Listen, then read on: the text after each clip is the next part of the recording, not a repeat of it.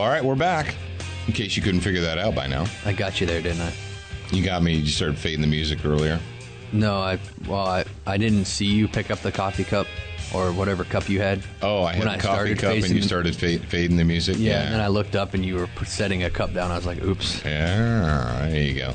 I've got this is my Valentine's Day coffee mug. It was a gift from Miss Nancy, who's going to be on the radio tomorrow. Oh, yeah, she is. That's right. Today is Thursday, and tomorrow's Friday, the bonus hour. And back by popular demand, Miss Nancy is going to be back on the bonus hour tomorrow, answering questions about her beloved husband. That's pretty awesome, because she's got some cool questions to answer and some cool stories to tell and some other stuff, And we talk about faith on there. We talk about, what else did we talk about? I don't know. I wasn't in the studio. Yeah, well. It's a secret. I don't even know. I don't know. I know that some of the questions that were asked, I didn't hear her answers. Oh, we talked about faith. We talked about one of Dad's security ventures when he was doing bodyguarding, or I guess that was event security for a rather large event. I was working as a but it was professional security. You were as a bodyguard, and okay. Body blow. Cool. Speaking of bodyguarding, we've got that, as you heard earlier in this week's episode, I guess it was Monday, we talked about the release of the 5 Strategies book. That will be coming out soon. We're just waiting on the copies to get in, really. Did you release it to the grad program people yet?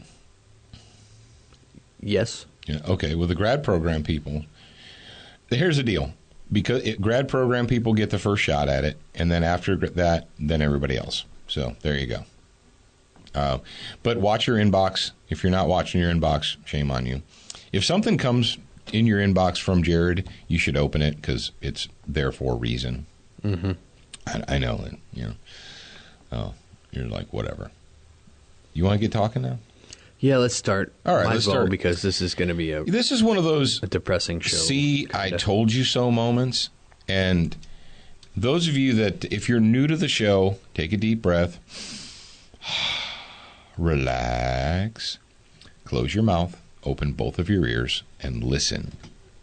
Because of the depth and quality of this show, you're not going to get it all the first time.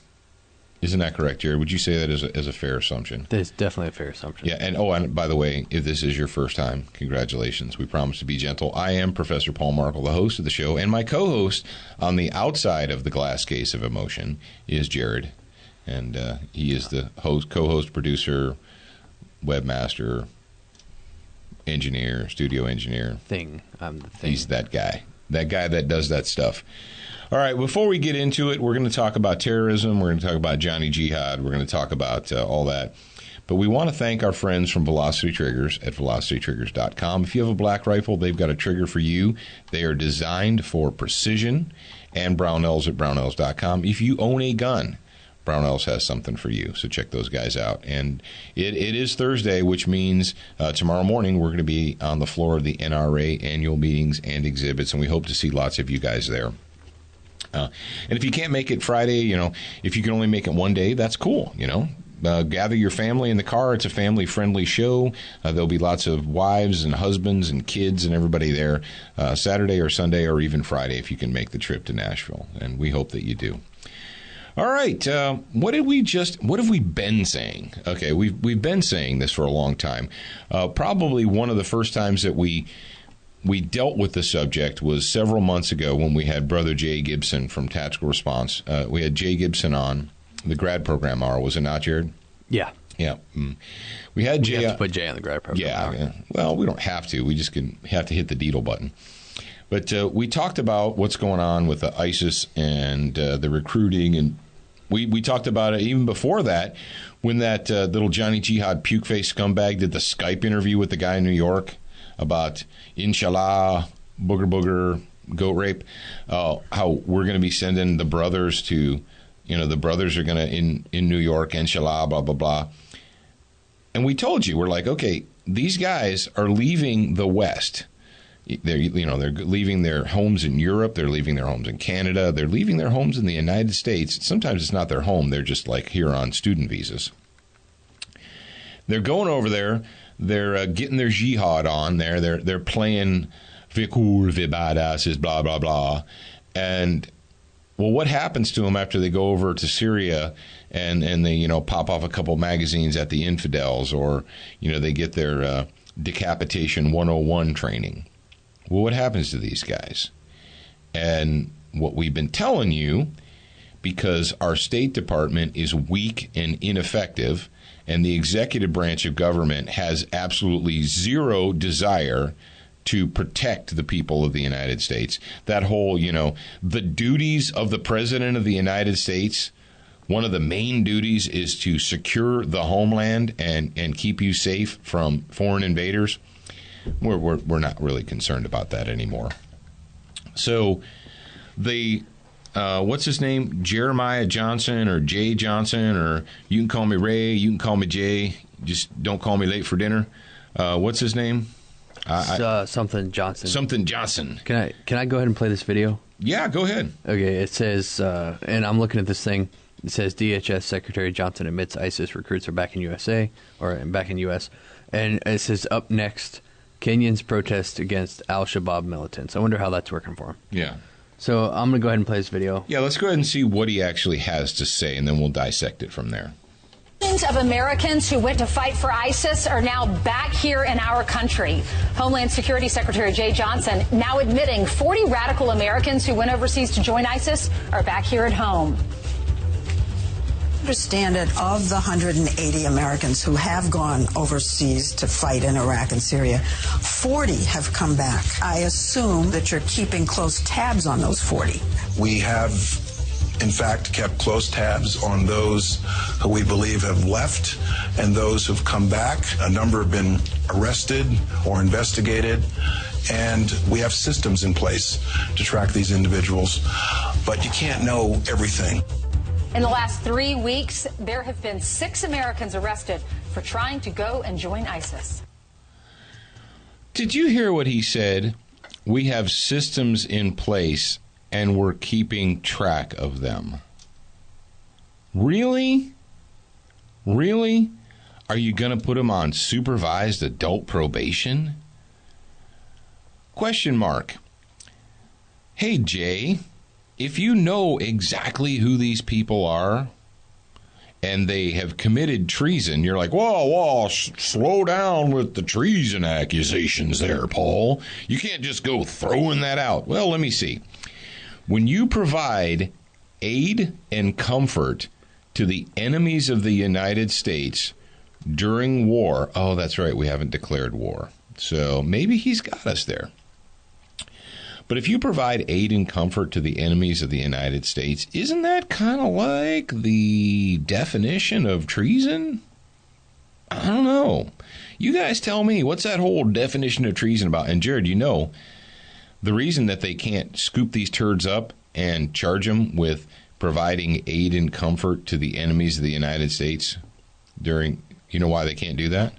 Why? Is your microphone on? Yeah. Okay. Sometimes Jared mutes his microphone so he can scoot around in his little studio there. But because if they did that, if they actually brought those charges out and they said, hey, you can't provide aid and comfort to the enemy of the United States, they might have to serve a subpoena at 1600 Pennsylvania Avenue.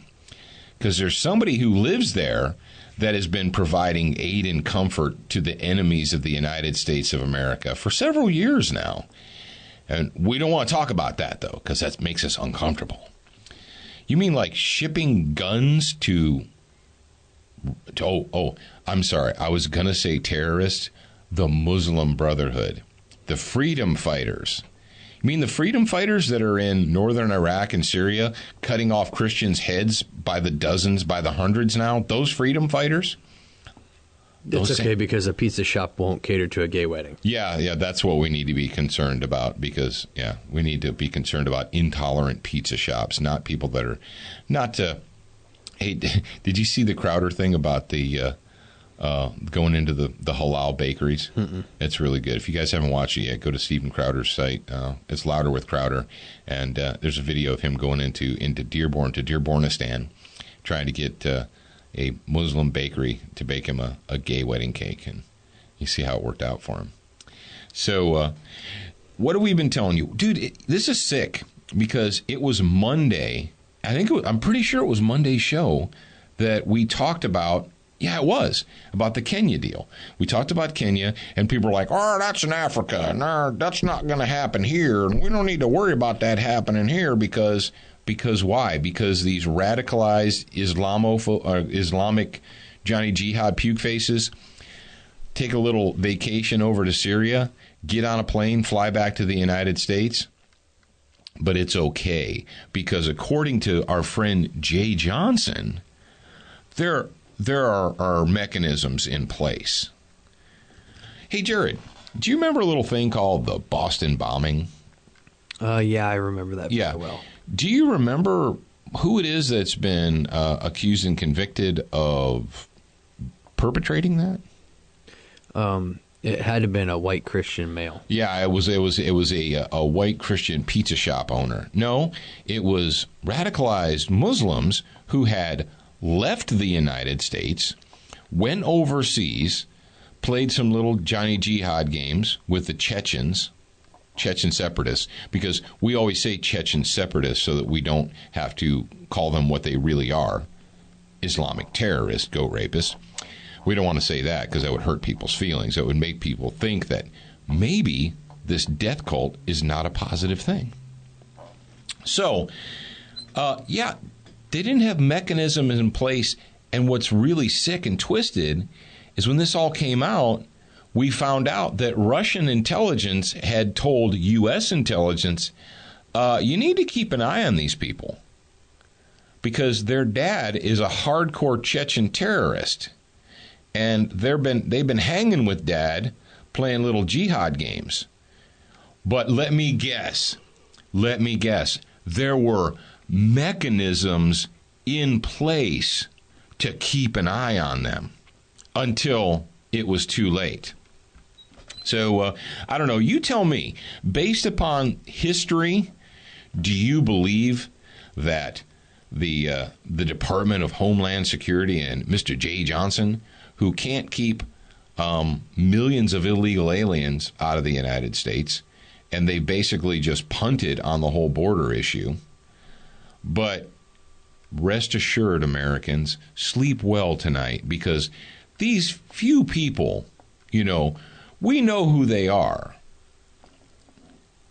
If we know who they are, if we have the exact numbers, and they went overseas and they participated in activities that were in direct conflict to the security of the United States, why aren't they filing treason charges against them, Jared? Why'd they let them back in the United States? Why did they let them come back in? Why didn't they say, oh, nope, we're going to go ahead and reroute you through Guantanamo Bay. We're going to reroute your flight down to Camp X-Ray at Gitmo there. I don't know. You tell me. But let me tell you what, ladies and gentlemen, in the future, hopefully not the near future, but who knows, in the very near future, there's going to be terrorist activity in the United States of America. And when that happens, I want you to remember this day. I want you to remember little Jay Johnson there and his assurances that there are mechanisms in place to monitor these people. And don't sweat it. So when you're burying your wife, when you're burying your children, when you're burying your husband, when you're burying them because they were murdered by representatives of the death cult called Islam, because apparently we just don't have the guts in the United States to address this problem head on. We're going to put mechanisms in place to monitor because that works so well.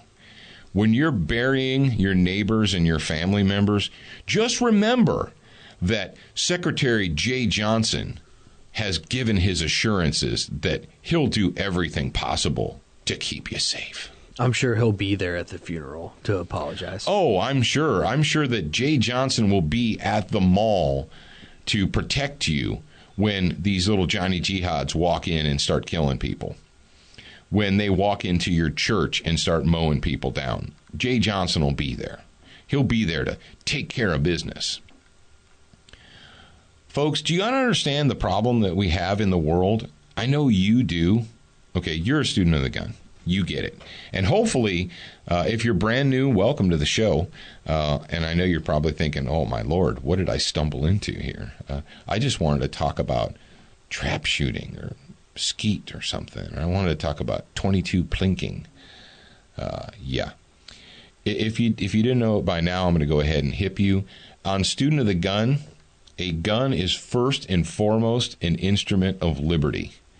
And after we consider it as an instrument of liberty, then we can go ahead and play and do our little sports and so forth in our gun games. But first and foremost, a firearm is an instrument of liberty. And if you're not carrying an instrument of liberty with you right now at this very moment in time, as you hear my voice, you're wrong. And you may have an excuse for being wrong.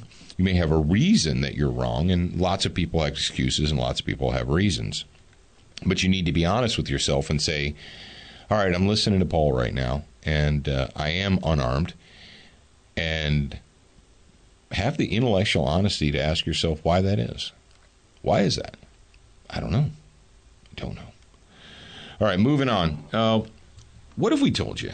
We've told you that previously that, Jared, you got to come up with some type of a... Well, I'm going to go ahead and give the sponsors for this half hour of Student of the Gun Radio, and then you come up with some type of music for this next one. We got to have something, right? I'm sure you come up with something. Okay. All right, well, the next half hour of Student of the Gun Radio is brought to you by our friends at Century Arms. Century Arms is the maker of they're the importer of the TP9 SA. And they also make the C39 Centurion rifle, which is a 100% made in the USA AK. And you can have that in rifle format, in pistol format, and in micro pistol format, which is just so choice. Oh, and then in macro, in big, they also have their RPK version.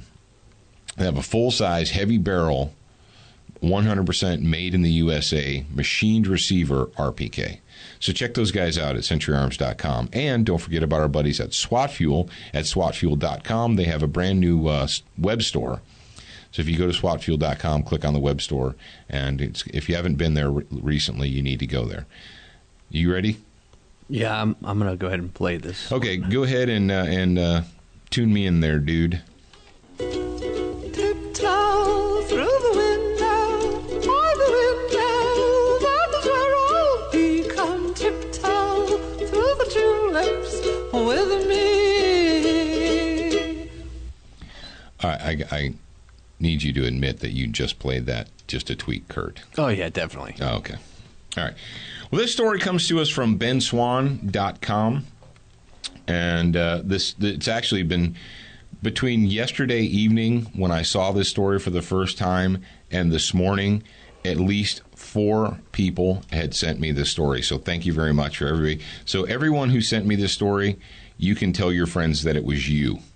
Okay. There you say, Paul talked about that because I sent him the story. Yeah, you're right. It is because you sent me the story. Senator Feinstein, yeah, that's that one. Why is that oxygen? The F word. We're just going to go for the F word. Senator F word pushes for the anarchist cookbook to be banned from the World Wide Web. Whew. Oh my Lord. There's so much in this one story. Okay. First and foremost, apparently, Granny F word doesn't really dig how that whole internet thing works. It's Pandora's box. You guys tell me something. Once you're smart, ladies and gentlemen, once something is put up on the internet, is it ever not on the internet anymore? Folks, I don't know about you, but I'm still getting the email jokes that I was getting 10 years ago. Hey, did you see this? Yeah, I did see that in 1998. But thank you for sharing it with me. Once something gets on the internet, unless they just go to the central routing station and pull the plug out, once it's on the internet, it's on the internet. And that's what really super bunges up the progressives and the statists. the people that want to control everything you read, see, hear, smell, taste, touch, it really, the web, the internet, bunges them up because they have such a hard time controlling it. Well, if they could get all the major search engines, or if they could get all the search engines in their pocket and get them to blacklist the Anarchist Cookbook from the search results, it would be harder for people to find it, but it would still be possible. So, but they would have to, and that would be like Google, Yahoo, Bing. You'd have to get everyone. DuckDuckGo. And they're not all about that. Google might be. But Google might be because they want to be part of the ruling class. And let's face it. But it says, in January this year, Ben Swann pointed out the fact that the Federal Bureau of Investigation is often accused of taking antisocial or weak-minded individuals and convincing them to begin planning terror attacks so that their agents can bust them, declare victory, and use the future attack to bolster anti-terror budget requests. Often the agents in question are accused of providing the alleged terrorists with assistance or planning or carrying out their plots. On that note, the Department of Justice charged 2 New York women last Thursday in what it calls a conspiracy to use a weapon of mass destruction on U.S. soil. The 2 women allegedly had ties with ISIS and al-Qaeda and intended to use information from the 1971 book called The Anarchist Cookbook. I have a question. If they allegedly had ties to ISIS and al-Qaeda, why did they need to give them the cookbook? I don't know. Don't they learn that stuff when they go to their little Johnny Jihad training camps? Anarchist Cookbook to create bombs in an effort to launch terror attack against the United States. Ars Technica notes that the fact that the criminal complaint against him seems to suggest that it was an undercover FBI agent that provided the text to the women. So if you get an email that's the subject line Anarchist Cookbook and it has an attachment, don't open it. Okay? You know what's funny to me? Don't open it. That there's thousands and thousands of people that have never heard of this book until now.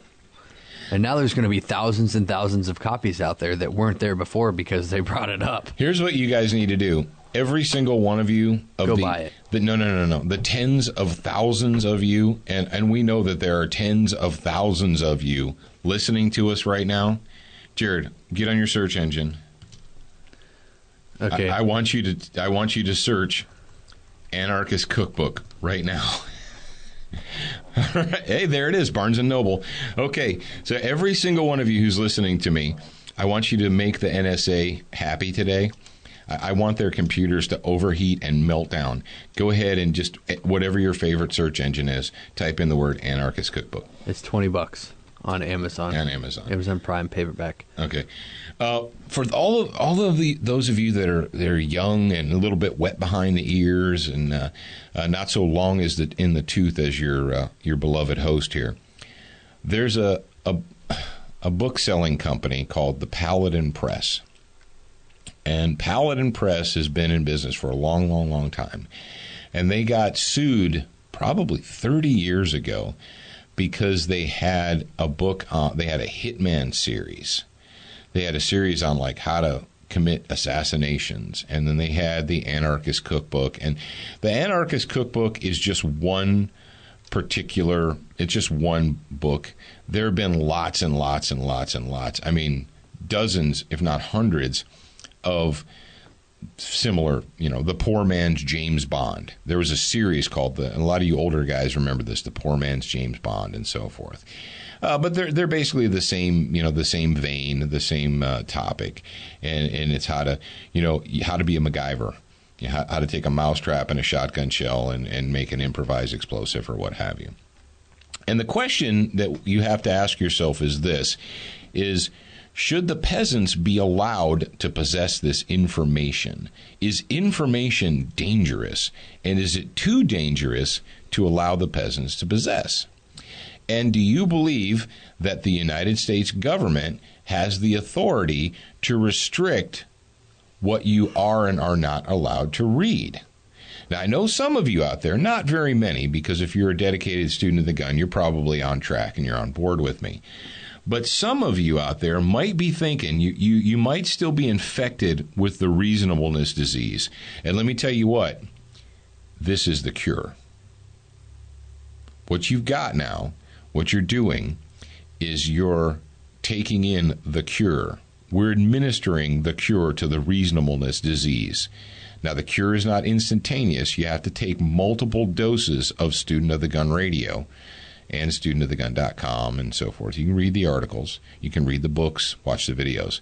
But this program right here, Jared, did you know that? Did you realize that we are the cure for the reasonableness disease? We are. We are. And the reasonableness disease is that says it takes a normally intelligent human being, a normally intelligent citizen, and you say things like, well, I can understand a universal background check. I can see why certain guns should be banned. Oh, I don't think anyone needs to own one of those. That's the reasonableness disease, and it's corroding your brain, and you need to flush it out. Because that is the road to subservience. That is the road to comfortable slavery. You know what else the reasonableness disease will make you say? Well, I think it's only right that people should have to take state-mandated training before they get a gun. In North Carolina, what we talked about yesterday, people that think, well, I can see going to the sheriff and asking permission to own a handgun before I do it, because that's just reasonable. We want to make sure that only the right people. But what happens when you are no longer one of the right people? What happens when you fall into disfavor with the commissar? When you're not part of the club, when you're not part of the clique, when they've decided that, oh, yeah, you're not one of the people that we're going to allow to do that. And you say, whoa, hang on. But I have a constitutional right. And they say, not really. We've decided that those are no longer rights. Those are privileges. So, when we talked about was it the 9th District Court in California, Jared, overturned, they sided with the state against the people, and they said that the state's exemptions, in California, you're only allowed to own guns that are on the state-approved list. You guys remember that, right? And there was a lawsuit saying that was unconstitutional, and the court sided with the state against the people. I know that's your shocked face. You're like, what? The court sided against the people in favor of the state? And they said that the fact that you can own guns, only those that are on the approved list, does not infringe on the Second Amendment. And at the time, what did we say, Jared? What was the connotation there? What was the equivalent? Do you recall? It was about books. Oh, yeah. Yeah. And so we offered at the time, we said, well, what would you do in California, all you reasonable people out there, if the state came up with a list of 1,000 approved books? Or if the state came up with legislation that said, before a book can be published, sold, or distributed to the peasants of California, it must first be submitted to the state. The state will inspect the book and will determine whether or not the book can be on the approved reading list. And you said, oh, that's stupid. Some of you out there, you're like, that's ridiculous. They would never do that. Newsflash. Senator F. Word thinks that is exactly the right thing to do. Yeah. According to the Washington Post, Senator Diane F. Word, douchebag, California, has issued a press release. Ooh, she issued a press release in response to the case that called for the Anarchist Cookbook to be banned and purged from the internet. Said Senator F. Word, I am particularly struck that the alleged bombers made use of online bomb-making guides like the Anarchist Cookbook and Inspire magazine. These documents are not, in my view, protected by the First Amendment and should be removed from the internet. Well, there you go, folks. Senator F. Word, a puke-faced scumbag elitist, has decided that she now has the authority to determine what you peasants can and can't read. You want to know something? I don't care what she thinks. When you read that whole U.S. Constitution thing, Jared, did it say, unless a senator decides that you can't do this? No, I didn't see that in there. Might have been in the fine print, but there wasn't any fine print. I saw there's no fine print, and there's no asterisks, and there's no colons, and there's that whole, like, the number 10, the 10th Amendment. Mm-hmm. Yeah. A die-fi, Senator F. Word, there's this little thing called the 10th Amendment, and the 10th Amendment says, well, it doesn't say this literally, but it says it figuratively. It says, shut up. You don't have the authority. You are not granted the authority in the Constitution of the United States to determine what the peasants should be and should not be allowed to read. You know what's not in this story, Jared? I don't see anywhere in here where Senator F. Word is really upset over the fact that we've allowed all of these representatives of the death cult of Islam to roam around freely in our nation. Maybe, instead of worrying about what we're reading on the internet, maybe Senator F. Word could do something about all the little Johnny Jihads and Jane Jihads that are running around our country. You think that might be an idea? You think that might be a problem? Instead of worrying about thoughts and words, maybe we should be concerned with actions. Maybe we should be concerned with the actions of human beings. And you know what's even sicker and more disgusting is there's a photo that accompanies this story on Ben Swann, and it's Senator F. Word. And now we don't know if this is particularly in this situation, but she's standing there, and behind her she has a bunch of sycophants. You know how people stand behind politicians and just like nod their heads up and down. You know, they're like, oh, yeah. She has two law enforcement officers standing behind her. And one of them's got a whole bunch of stars on his collar, so I'm assuming he's not a patrolman. He's probably a chief or a sheriff. And there's another one back there. It really offends me when these elitist Democrat puke faces, when they use police officers as their backdrop. They're like, well, see, the sheriff believes me. He thinks that you peasants shouldn't be allowed to read these things.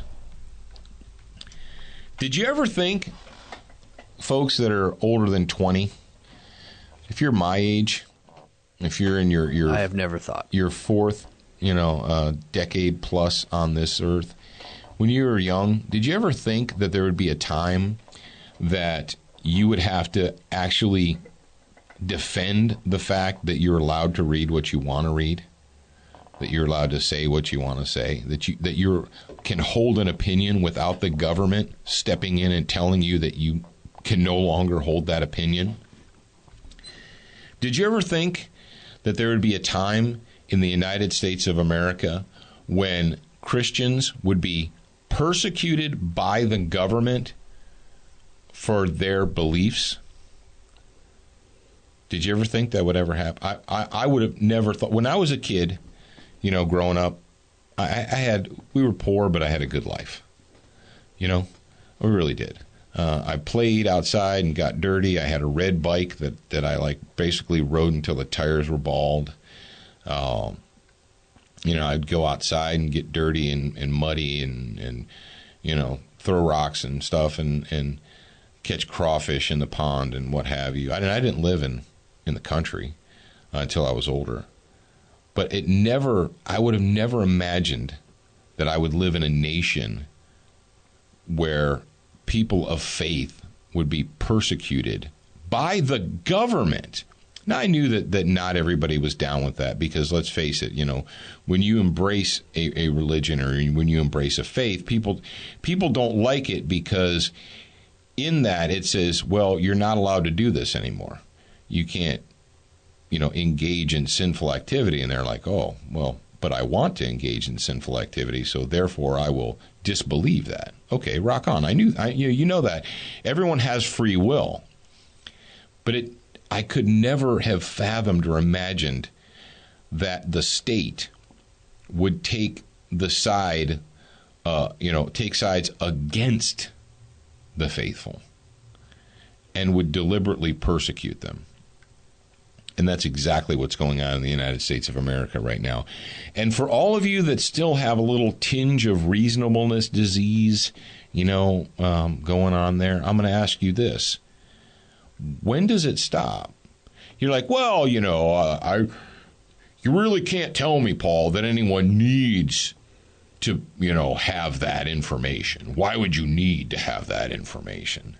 Well, it's not about need, folks, because you want to start playing the need game? Play the need game. And eventually, what's going to happen is someone's going to come to you and they're going to say, that thing that you like to do, we've decided you don't need that anymore.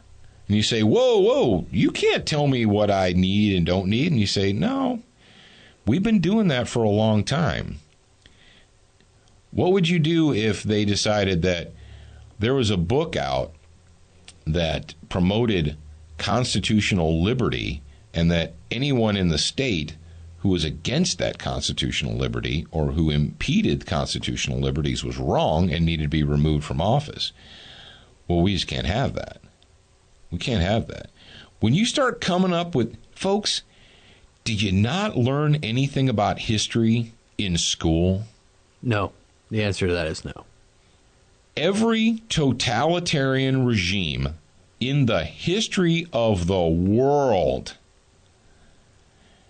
has had lists of approved reading. And I'm not just talking about the Nazis, because everyone's Nazi this, Nazi that. Let me tell you what, Adolf Hitler and the Nazi Party were not good people. They were bad people. But they weren't the only bad people in the history of the world. There's been a lot of bad people. And there's been a lot of dictatorships. And there's been a lot of democide. And every dictatorial government, every tyrannical government that's ever existed, one of their... Right? It's like if there was a playbook, if there was an actual book that's like Tyranny for Dummies 101, page 2 would be, don't allow this, restrict the press. Do not allow the peasants to read certain things. Do you not understand that Jefferson, Adams, Madison, Washington, Franklin, that they all knew this, that they studied history, and that they understood that you cannot restrict the rights or liberties of the people to read and speak? Because that's what tyrannies do. Whether or not, do you understand that the First Amendment is in place to protect speech that offends? Jared, you understand that, right? Yeah. Why would you need to protect speech that doesn't offend? Yeah. The First Amendment is in place to protect speech that offends or that may offend or that is, quote, controversial. Because you don't need to protect speech that everyone agrees with. You don't need to protect, and I would have thought that everyone would agree that in the United States of America, if you hold the Christian faith, then you can follow that without being persecuted. That you don't need to seek the approval of the state to read anything. I'm not even going to tell you that this is a slippery slope, because we're over the edge and we're sliding into the abyss is what we're doing right now. When you allow this to float, when you allow it to continue, when you put on your reasonable hat or you listen to your friends and coworkers say, well, yeah, I saw that story, but come on now, what's the big deal? It's just one book. It's just one single book that we want to ban. So, I mean, what's the big deal? Really? You think that? So, what would you do tomorrow, all you AR-15 owners, if the BATFE MOUSE issued a memorandum saying that all stoner-based AR-15 style rifles, just that one style, are banned, are hereby, we've reclassified them as destructive devices, and you're no longer allowed to own them. Go. Well, and they could say to you, well, that doesn't affect your Remington 870. That doesn't affect your Mossberg 500. That doesn't affect your Harrington and Richardson single shot. It's just one. I'm kind of convinced that you can still own a gun, just not that gun. I'm convinced that the majority would just take it.